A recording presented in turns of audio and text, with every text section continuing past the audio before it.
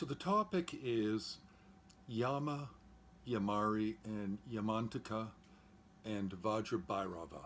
So basically, it's again terminology issue.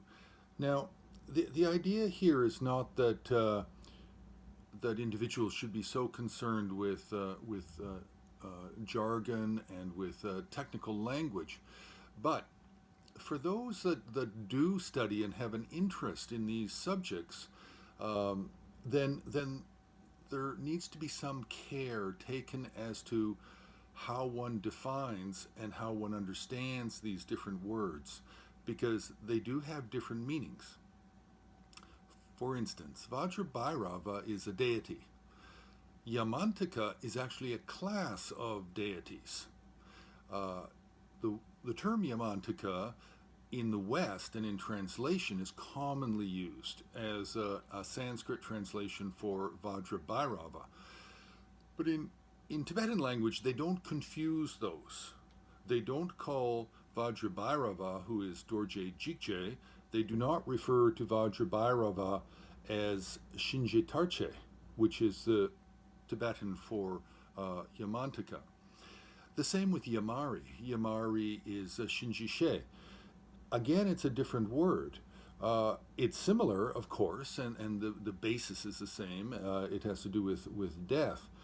But these words can be meant to be specific, and then they can meant to be more general.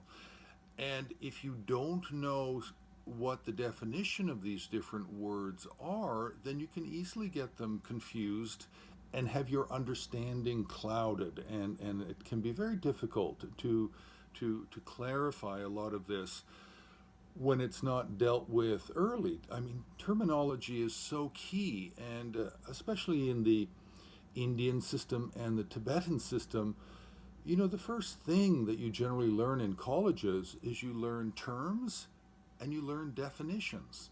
And it's the same with tantric subjects which pertain to art, to Himalayan Tibetan Buddhist Bön art.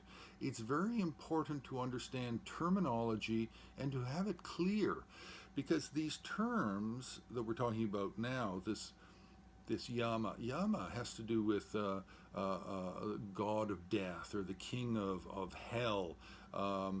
Whereas, in fact, Yama doesn't even live in hell. He's actually a preta who has been sort of appointed as some judge for entering hell.